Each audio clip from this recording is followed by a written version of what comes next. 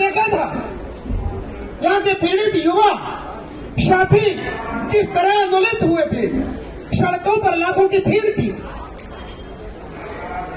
इन पार्टियों से, इन सरकारों से एक छोटी सी अपील की थी कि जिस तरह इस देश में विभिन्न आयोग हैं, उसी तर्ज पर एक आयोग हमारे सामान्य वर्ग के अभ्यर्थियों को भी दे दिया जाए, क्योंकि इनकी भी एक पीड़ा है, जो पीड़ा इस देश के प्रधानमंत्री आपके अभी संसदीय क्षेत्र में कह करके गए हैं कि इनकी भी पीड़ा है, इनको भी आरक्षण मिलना चाहिए, ये भी गरीब होते हैं।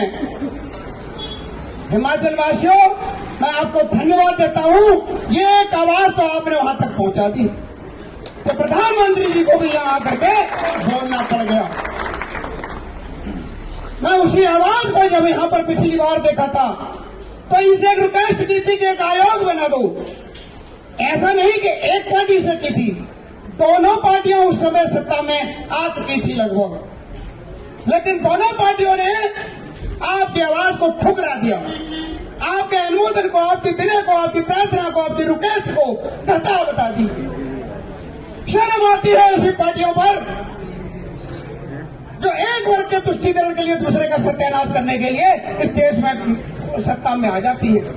जातीय तुष्टीकरण के लिए, धर्म के तुष्टीकरण के लिए सबसे पहले नीतियां बनाते हैं और आरोप लगाते हैं हम और तुम जैसे मासूम लोगों पर कि ये जातिवाद फैलाते हैं। हम लोगों ने कभी जातिवाद नहीं फैलाया।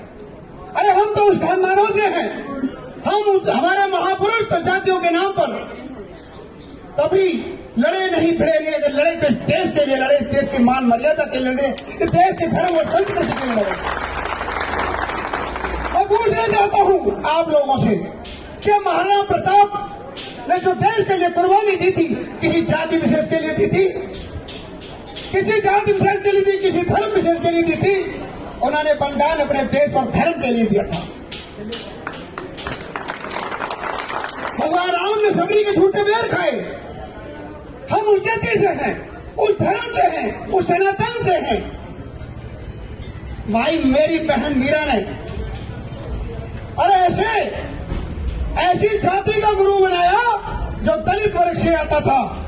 हम जातिवाद करते, अगर हम घृणा करते तो कभी रानी झांसी झलकारी बाई को मित्र न बनाती, कभी महाराणा प्रताप जी को किरातों के साथ युद्ध न करते। हमने कभी जातिवाद नहीं किया, हमने कभी जाति धर्म के नाम पर देश को नहीं लड़ाया।